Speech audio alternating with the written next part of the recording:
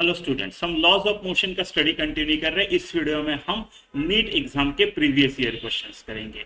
मैंने एक 10 क्वेश्चन लिए हैं अलग अलग टाइप के। आपको ओवरऑल एक अच्छा अंदाजा आ जाना चाहिए नीट में कैसे पूछते हैं, क्या पूछते हैं। चलो ये क्वेश्चन देखते हैं। A horizontal force 10 newton is applied to a block A as shown in figure. The mass of block A and B are 2 kg and 3 kg। तो ये जो है ये आपका 2 kg है, ये जो है आपका 3 kg है और 10 न्यूटन का फोर्स लगाया है ऐसे to the block A. The blocks slide over frictionless surface, कोई फ्रिक्शन नहीं है। The force exerted by block A on block B क्या रहेगा, राइट। तो ये वाली नॉर्मल रिएक्शन की बात कर रहे हैं हम, राइट। मान लो ये N1 ए बी पे लगाता है तो बी भी ए पे N1 लगाएगा। इस N1 को कैलकुलेट करते हैं, ठीक है। ठीक है, तो चलो फ्री बॉडी डायग्राम निकालते हैं, सबका आ जाएगा आंसर। और मान लो फोर्स की वजह से ये सारा का सारा सिस्टम जो है वो एक्सेलरेशन ए से इस तरफ जा रहा है। तो इस 2 kg का, राइट, इसके ऊपर फोर्स क्या लगाया, इस तरफ 10 न्यूटन लगा, ये ए है अपना, इसके ऊपर 10 न्यूटन लगाया है फोर्स। और ये एक्सेलरेशन ए से इस तरफ जा रहा है और इस तरफ भी फिर उसको एक नॉर्मल रिएक्शन लगाएगा जो हम N1 पकड़ रहे हैं, है ना।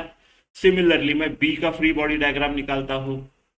बी क्या है, इस तरफ उसको ए इस तरफ धक्का देगा, normal reaction N1, right, N1। और उधर से कुछ नहीं है और ये जाएगा आपका एक्सेलरेशन ए से, ठीक है। तो अभी इक्वेशन ऑफ मोशन लिख देते हैं। यहाँ क्या आएगा, राइट, एक्सेलरेशन वाला उस तरफ पॉजिटिव लेता हूँ अपना स्टैंडर्ड। तो 10 minus N1 is equal to 2a, A का मास 2 है, F equal to M a 2a। और इसका जो है N1 इज इक्वल टू कितना है, 3 है, F equal to M a. N1 के अलावा कोई F है ही नहीं यहाँ पे, तो ऐसा आ गया आपका। तो N1 इलिमिनेट कर देता हूँ, A मिल जाएगा या फिर सॉल्व कर लो, दो अननोन दो वेरिएबल, राइट। तो N1 की जगह 3a लिख देता हूँ, substitution is better way to solve यहाँ पे, राइट। तो 5a इज इक्वल टू 10 आता है, तो a जो आता है वो 2 आता है। तो N1 क्या आएगा, 3 इंटू 2 6 न्यूटन का आएगा। आपका ऑप्शन 3 होना चाहिए। चलो ये क्वेश्चन देखते हैं। Block of mass 2 kg is placed on inclined rough surface AC as shown in figure of coefficient of friction mu, ठीक है।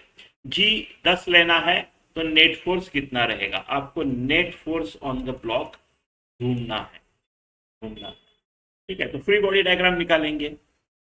mg vertically down towards center of earth always, normal reaction common perpendicular, right। तो perpendicular to the AC surface, ऐसा normal reaction आएगा, ठीक है। फिर और कुछ आएगा नहीं, और कोई नहीं आएगा। mg के दो कंपोनेंट बना लेता हूं मैं। ये वाला कंपोनेंट कितना आएगा, mg sin थीटा। ये कितना आएगा, ये कौन है, फ्रिक्शन है। अगर ये नीचे की तरफ स्लाइड करने जा रहा है तो फ्रिक्शन इस तरफ लगेगा। फ्रिक्शन कितना आएगा, फ्रिक्शन, ठीक है, ठीक है। इस mg का एक कंपोनेंट इस तरफ आएगा, mg cos थीटा। ये mg cos थीटा नॉर्मल को संभाल लेगा। अभी मैं along this perpendicular to the surface और पैरेलल टू द सरफेस ऐसे देख रहा हूं। तो परपेंडिकुलर टू द सरफेस इसका कोई एक्सेलरेशन नहीं है, यानी नेट फोर्स 0 रहेगा। इसका मतलब n is equal to mg cos theta. तो ये हो गया, इधर कोई इस परपेंडिकुलर टू द सरफेस में कोई नेट फोर्स नहीं है। लेकिन पैरेलल टू द सरफेस में क्या आएगा, पैरेलल टू द सरफेस में mg sin थीटा, राइट। अगर ये नीचे का पॉजिटिव लेते हैं तो माइनस f, इतना नेट फोर्स आएगा, राइट। अभी F क्या होगा, फ्रिक्शन फोर्स क्या होता है, म्यू एन। हमने n क्या निकाला है, mg cos थीटा। तो मेरा फ्रिक्शन फोर्स क्या होगा, म्यू mg cos थीटा। यानी मेरा जो F नेट आएगा वो आएगा mg sin theta minus mu mg cos theta. m कितना है, तो mg कॉमन निकाल लेते हैं। साइन थीटा कितना आएगा, साइन 30 यानी हाफ, माइनस म्यू कितना है 1/√3, mg निकाल दिया। कॉस 30 क्या आएगा, √3/2। तो एम जी, और अंदर क्या आया, ये √3 गया, हाफ माइनस हाफ 0। तो एफ नेट आपका 0 आ रहा है, ऑप्शन। चलो ये क्वेश्चन देखते हैं। When a body of mass m just begins to slide, match list 1 with list 2। Normal reaction, frictional force, weight, mg sin theta और pq rs, right. Normal reaction क्या है, हमको पता है नॉर्मल रिएक्शन जो होती है वो हमेशा कॉमन परपेंडिकुलर होता है, इसी डायरेक्शन में होती है, वो कॉमन परपेंडिकुलर के डायरेक्शन में होती है। ऐसा ऐसा कॉमन परपेंडिकुलर का डायरेक्शन होता है उसका, ऐसा ऐसा। तो उस केस में उस दिशा में कौन है, क्यू। तो नॉर्मल रिएक्शन मेरा क्यू के तरफ है। फ्रिक्शनल फोर्स, राइट, अब ये ऐसा नीचे स्लाइड करेगा तो फ्रिक्शनल फोर्स उसको ऊपर लगेगा, जस्ट बिगिंस टू स्लाइड, यानी ये स्लाइड होने ही वाला है, तो ये उसको इधर करेगा। तो फ्रिक्शन फोर्स मेरा आर रहेगा, ये फ्रिक्शन फोर्स रहेगा मेरा। Weight mg, weight is always vertically downwards, आपका सरफेस कैसा भी हो, किसी भी एंगल में हो, आपका बॉडी का कुछ फर्क नहीं पड़ता है। Weight always towards centre of earth, mg, earth attract कर रहा है ना mg वाला, तो mg मेरा s है, तो ये s है। mg साइन थीटा p आता है, करेक्ट, p आता है। देखो ना आप, ये लाइन निकाल लो parallel to this line, alternate opposite angles theta, right, theta, यानी ये mg मेरा इस तरफ है ना, तो ये 90 minus theta, cos of 90 minus theta और sine theta, mg sine theta इस तरफ आ जाएगा, है ना। तो आपका mg साइन थीटा हो गया p। तो आपका ए क्यू, ए दो B3, A2 B3, ये होना चाहिए आपका आंसर। C4, करेक्ट, C4 और D1, तो आपका ऑप्शन 3 होना। चलो ये क्वेश्चन देखते हैं। In the 3 cases as shown in figure, blocks are moving with constant velocity. ठीक है, the friction in ABC is FA FB FC। तो FA FB से बड़ा है, FB FC से छोटा है, कौन किससे कितना बड़ा है कंपेयर करने हैं तीनों फ्रिक्शन फोर्सेस, तीनों केसेस के फ्रिक्शन फोर्स कंपेयर करने। तो फ्रिक्शन फोर्स क्या होगा if they are moving with constant velocity, ये mu K coefficient of kinetic friction और n ऐसे आएगा, राइट। तो बेसिकली n में कंपैरिजन है, म्यू के तो म्यू के है, राइट, वो तो सेम है।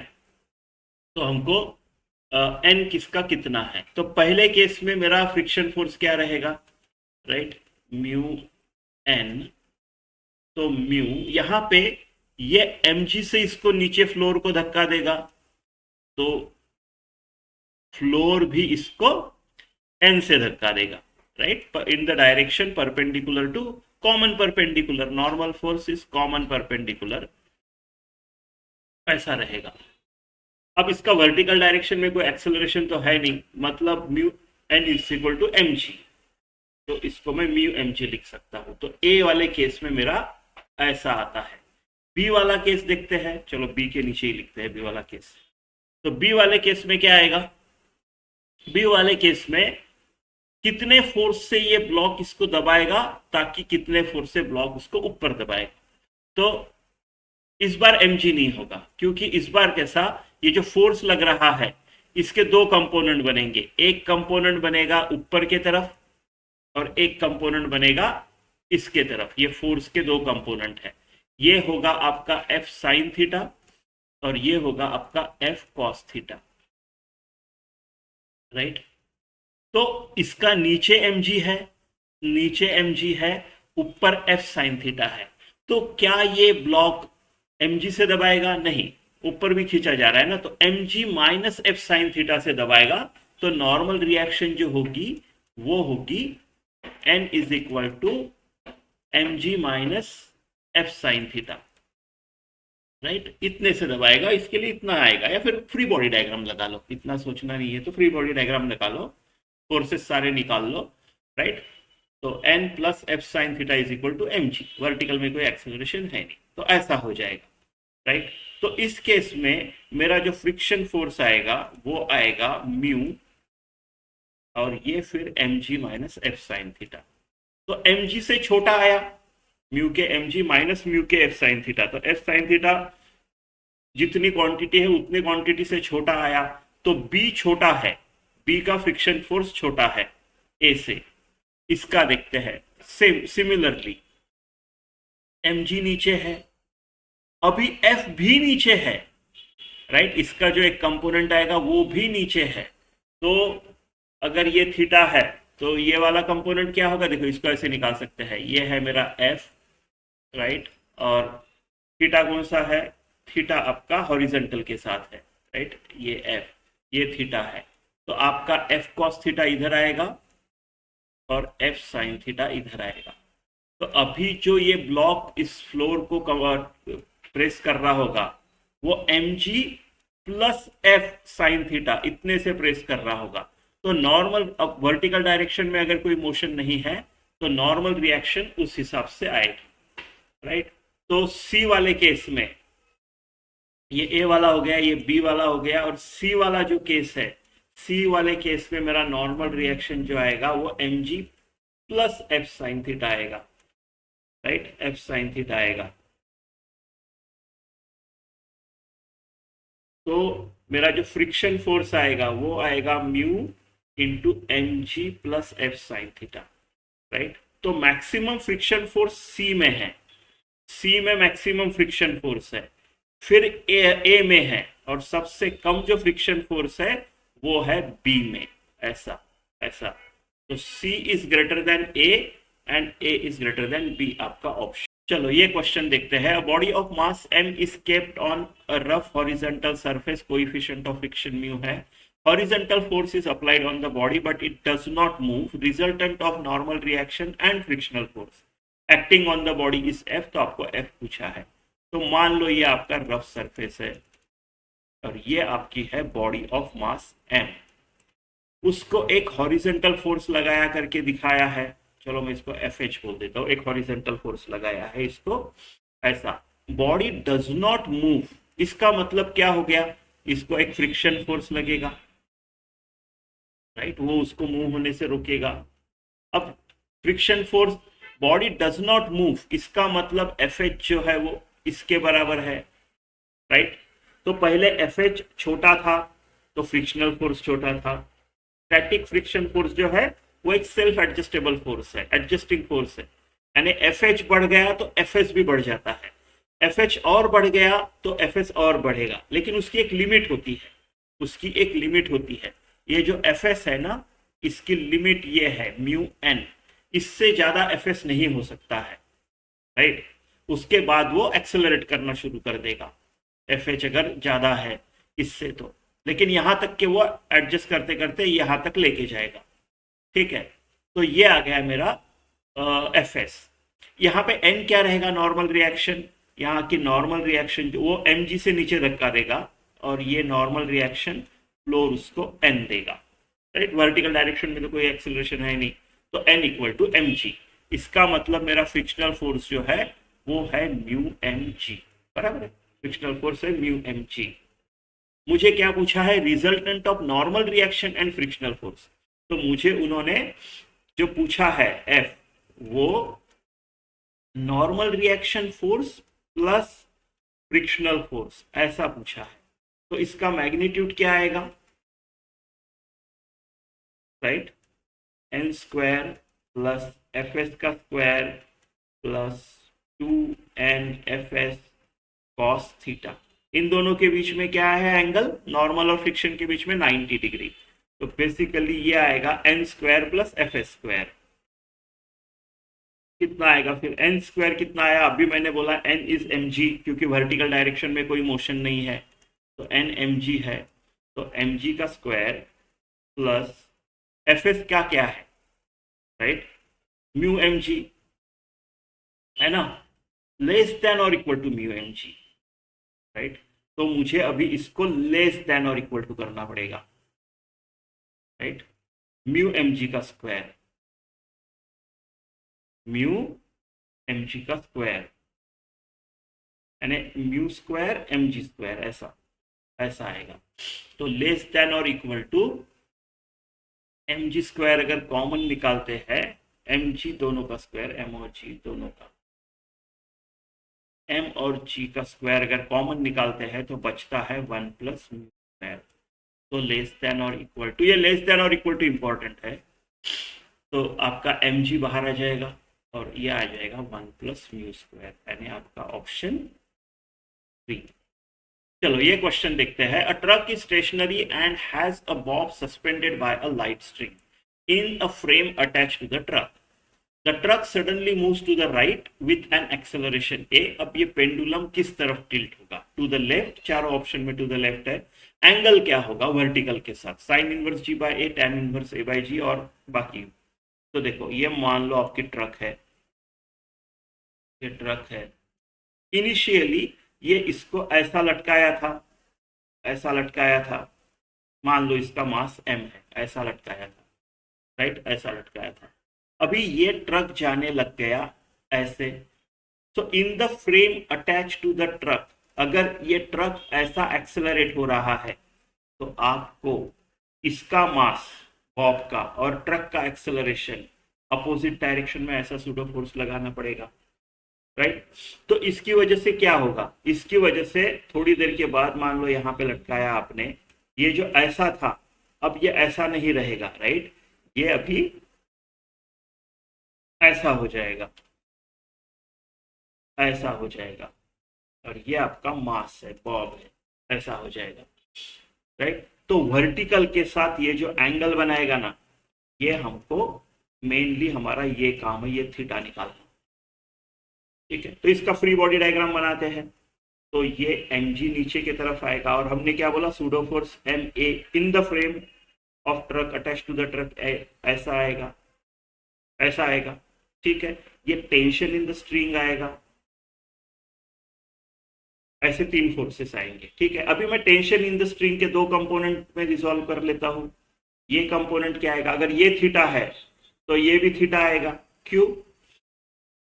Alternate interior angles are equal, तो उस हिसाब से फिर ये टी कॉस थीटा हो गया, टी और ये थीटा टी कॉस थीटा हो गया। और ये क्या हो जाएगा? अगर वो टी कॉस थीटा हो गया तो ये मेरा टी साइन थीटा हो जाएगा, टी साइन थीटा हो जाएगा, राइट, ठीक है। तो अभी मैं वर्टिकल और हॉरिजॉन्टल डायरेक्शन में लगा देता हूँ, इक्वेशंस ऑफ मोशन बनाता हूँ। तो क्या आएगा? अभी ये बैलेंस कर रहे हैं एक दूसरे को, राइट। ट्रक एक्सेलरेट हो रहा है और पेंडुलम अपना वो पोजीशन में आ गया। पेंडुलम इसके बाद कहीं एक्सेलरेट नहीं हो रहा है, वो वाली सिचुएशन है।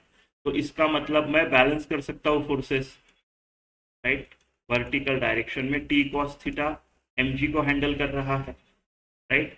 और टी साइन थीटा जो है वो मेरा एम ए के बराबर है, यानी मेरा tan थीटा, इन दोनों को एक दूसरे से डिवाइड अगर कर लिया मैंने तो tan theta is equal to a by g आएगा। थीटा क्या आ जाएगा? tan inverse a by g, है ना, ऐसा आना चाहिए आपका सेकंड ऑप्शन। चलो ये क्वेश्चन देखते हैं। A block of mass m is placed on a smooth incline wedge A B C of inclination theta as shown in the figure. The wedge is given an acceleration a towards right, ये जैसा इधर। The relation between a and theta for block to remain stationary on the wedge. Stationary on the wedge, अगर मैं veg से देखूं, अगर यहाँ पे मेरा फ्रेम ऑफ रेफरेंस है, यहाँ से ऑब्जर्व किया जा रहा है, राइट, तो वेज स्टेशनरी दिख रहा है। अगर मैं इस फ्रेम ऑफ रेफरेंस में स्टेशनरी देखना चाहता हूँ इसको, राइट, तो मेरा फ्रेम ऑफ रेफरेंस वेज है, ये वेज है। तो मुझे इस ब्लॉक को, अगर वेज इस तरफ एक्सेलरेशन ए से जा रहा है तो मुझे ऐसा एक फोर्स उस पे अपोजिट डायरेक्शन पे, mass of this block and acceleration of this wedge, ऐसा लगाना पड़ेगा, ऐसा लगाना पड़ेगा, ठीक है। और फिर एम जी साइन थीटा तो इस पे आएगा ही, एम जी साइन थीटा आएगा, है ना, उसका वेट का कंपोनेंट। तो एम जी साइन थीटा इधर आया, एम ए इधर आया, ये दो फोर्स है ना, in the frame attach to the wedge. तो अभी इनके ये कर लेते हैं। अगर इसको स्टेशनरी रखना है तो इसका मतलब ये जो कंपोनेंट आएगा एम ए का, ये जो कंपोनेंट आएगा एम ए का, this component has to be equal to M G sine theta. तो एम ए का ये कंपोनेंट क्या आएगा, अगर ये थीटा है तो ये थीटा होगा, क्यू करस्पॉन्डिंग एंगल, दो पैरेलल लाइंस और ये ट्रांसवर्सल करस्पॉन्डिंग लाइन, तो ये एम ए कॉस थीटा हो गया फिर, राइट। अगर उसको स्टेशनरी रखना है तो ये एक दूसरे को बैलेंस करेंगे, M A cos theta is equal to M G sine theta होना चाहिए।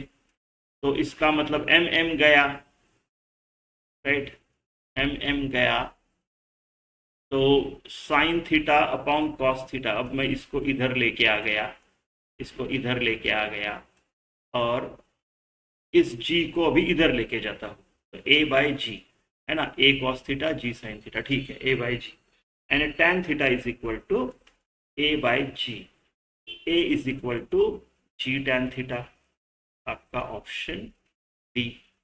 चलो ये क्वेश्चन देखते हैं। A block A of mass m1 rests on horizontal table. A light string connected to it passes over a frictionless pulley at the edge of the table. And from other end, another block B of mass m2 is suspended. The coefficient of kinetic friction between the block and the table is mu k. When the block A is sliding towards the right on the table, tension in the string क्या होगा? तो हमारे पास एक table है ऐसा, right, ऐसा एक table है, ऐसा एक टेबल है। इस टेबल के ऊपर एक ब्लॉक है जिसका मास, जिसको ए नाम दिया है, जिसका मास m1 है, राइट। और फिर हमने यहाँ पे एक पुली कनेक्ट की है टेबल के एज पे, और उस पे एक स्ट्रिंग डाल के ऐसा, स्ट्रिंग के अदर एंड पे, स्ट्रिंग के अदर एंड पे हमने दूसरा एक ब्लॉक रखा है, बी है, और इसका मास m2 है, राइट। वो बोल रहे कि ब्लॉक ए जो है इज स्लाइडिंग टूवर्ड्स राइट, तो टेंशन इन द स्ट्रिंग बताओ, राइट। तो ये ब्लॉक जो है ये इस तरफ ऐसे एक्सेलरेट हो रहा है, तो ये इस तरफ ऐसा एक्सेलरेट होगा, और ये जो टेंशन इन द स्ट्रिंग है ये है आपको बतानी, ठीक है, ठीक है। तो इनके फ्री बॉडी डायग्राम्स निकालते हैं और लगा देते हैं। तो ए का फ्री बॉडी डायग्राम निकालता हूं मैं। तो ए का अगर फ्री बॉडी डायग्राम निकालूं तो इस तरफ कौन है, टेंशन, इस तरफ फ्रिक्शन आएगा, इस तरफ आएगा फ्रिक्शन फोर्स। फ्रिक्शन फोर्स कितना आएगा, म्यू के एन, एन क्या है, एम जी, वर्टिकल में तो कोई मोशन है नहीं, तो इस तरफ मेरा म्यू एम जी आएगा फ्रिक्शन फोर्स, और ये है एक्सेलरेट हो रहा है, इसका मास m1 है, तो मैं क्या ऐसा लिखूंगा, t minus mu M G is equal to M A, m1 है actually, so mu m1 G is equal to m1 A, ऐसा होगा। फिर b का निकाल लेता हूँ, b नीचे के तरफ m2 जी आएगा उसका मास, और ये t आएगा, और ये एक्सेलरेट ऐसे हो रहा है, तो इसका कैसे आएगा, इसका आएगा m2 G minus T is equal to m2 A. मुझे क्या चाहिए, t चाहिए, t चाहिए, तो a को एलिमिनेट करना है, या फिर जो भी इजी है, जो भी इजी है बाद में सब्स्टिट्यूट कर सकते हैं। टी को उड़ाना इजी है ना, टी को उड़ाना इजी है, तो मैं इसके नीचे माइनस m1 जी, ये वाला इक्वेशन रीअरेंज करके लिख रहा हूँ इसके नीचे, तो minus mu m1 G, actually minus mu m1 G, mu m1 G ये वाला, plus T is equal to m2 A, ऐसे लिख रहा हूँ। इन दोनों को कर देता हूँ ऐड, तो ये टी टी चला जाएगा, तो ये आ जाएगा, जी कॉमन निकल रहा है, m2 माइनस म्यू m1 ऐसा इज इक्वल टू m2, ये m1a होगा ना, ये तो m1a है, पहला वाला इक्वेशन है ना, और कुछ नहीं है ना, ठीक है। तो m1 प्लस m2 इंटू ए ऐसे आएगा, ऐसे आएगा, तो मेरा a तो निकल गया इससे, a is equal to m2 minus mu m1 into G upon m1 plus m2, ये हो गया मेरा a।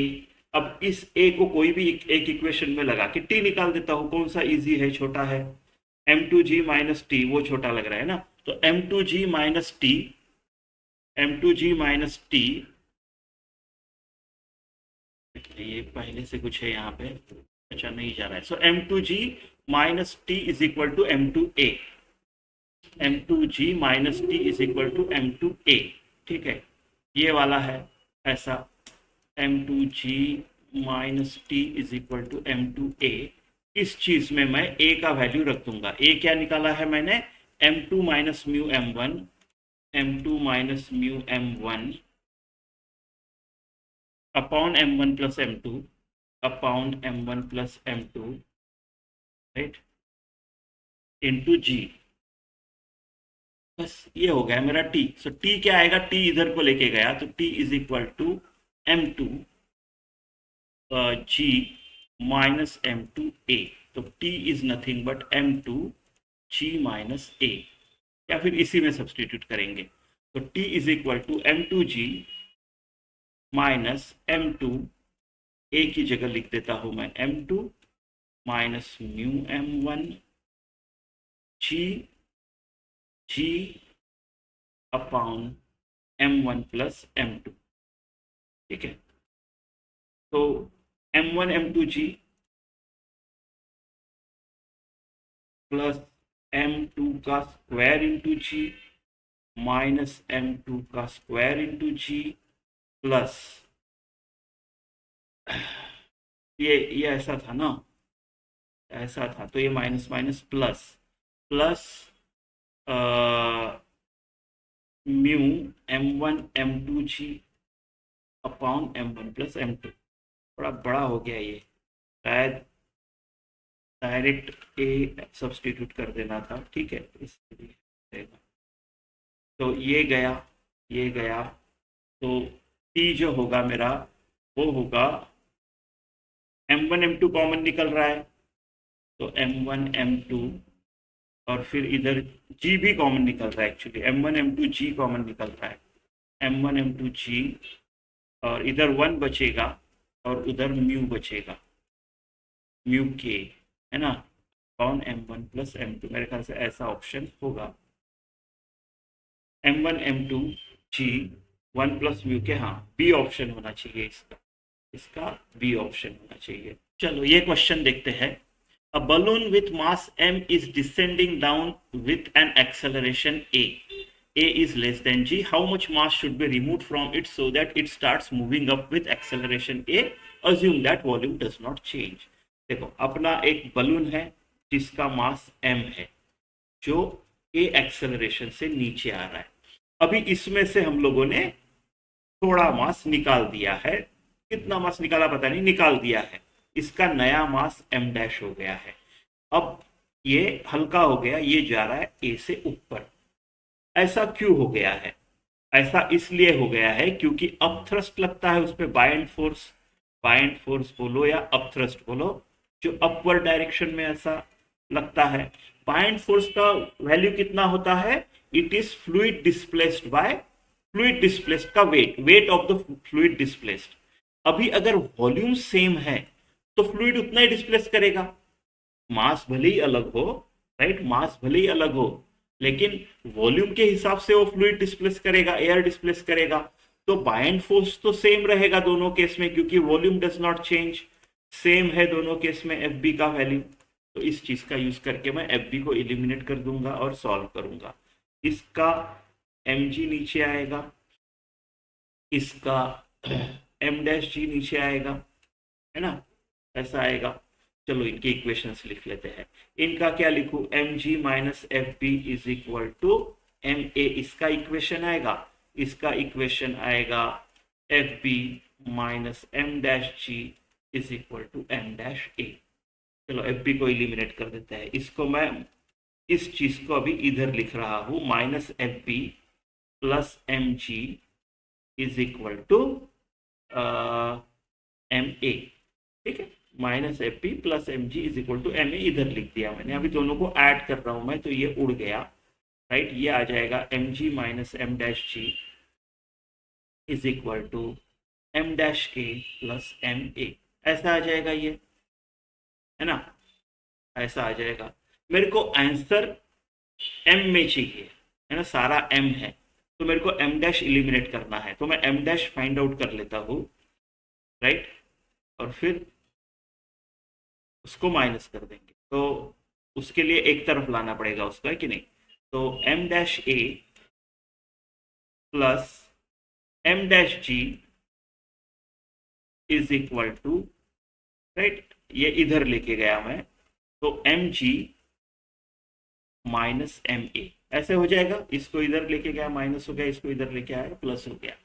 तो एम डैश जो है वो a plus g into M G minus M a होगा, ठीक है। तो एम डैश जो होगा वो होगा, क्या होगा वो, M G minus M a upon a plus g. मुझे क्या चाहिए, मुझे चाहिए कितना मास रिमूव किया।